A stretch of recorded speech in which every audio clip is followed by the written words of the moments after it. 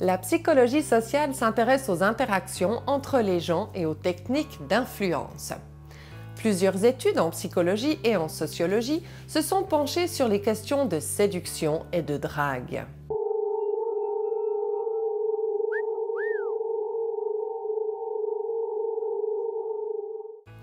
Premier constat de ces études, malgré l'évolution autour des notions de genre et de sexualité, ainsi que l'avènement des réseaux sociaux, les codes de la drague restent très stéréotypés.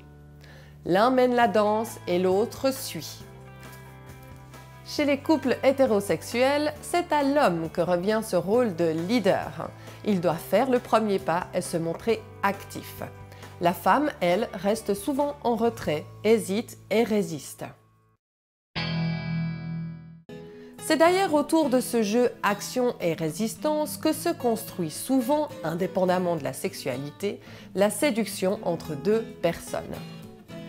Les chercheurs ont également tenté d'identifier des techniques de séduction propres au genre.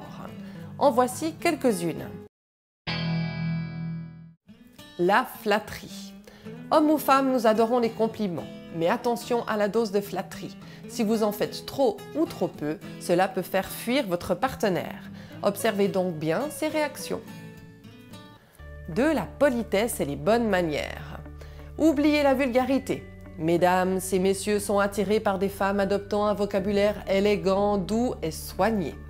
La vulgarité, ça passe pour les copines, mais pas pour sa bien-aimée. Et c'est la même histoire pour ces messieurs.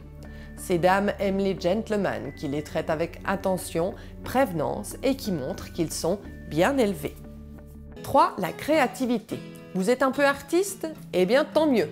Surtout si vous êtes un homme, n'hésitez pas à mettre vos atouts créatifs en avant. Un petit grain de folie chez madame? Les hommes adorent, mais avec modération. 4. Émotions fortes. Un tour à moto, un film à suspense ou un tour à la fête foraine? L'adrénaline dégagée par ces activités, combinée à une erreur d'attribution, font que nous associons ces sensations fortes à la personne qui nous accompagne et créent ainsi une certaine forme d'excitation. 5. Vive les animaux.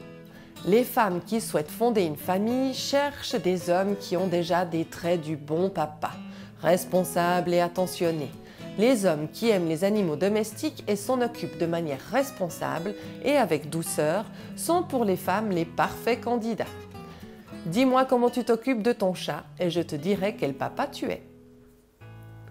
6. Copains et copines. Mesdames, ces messieurs aiment partager du temps en groupe avec leurs potes pour faire du sport, de la musique ou simplement se détendre devant des jeux vidéo.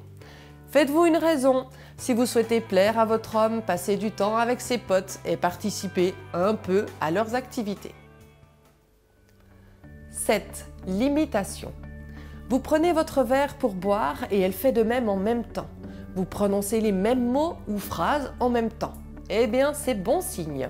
Deux personnes qui montrent les mêmes comportements ou s'imitent sont en phase. Un bon indice pour savoir si le courant passe ou pas. 8. Hâte-toi lentement.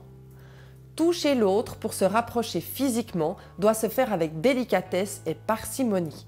Préférez donc les petits gestes, les petites approches que de tenter directement des embrassades ou de l'amener dans votre lit. Si les premières approches sont positives, alors n'attendez pas le 50e rendez-vous pour vous lancer. Homme ou femme, si l'intérêt et l'envie sont là, il faut la combler avant qu'elle s'en aille. Définitivement. Question de timing.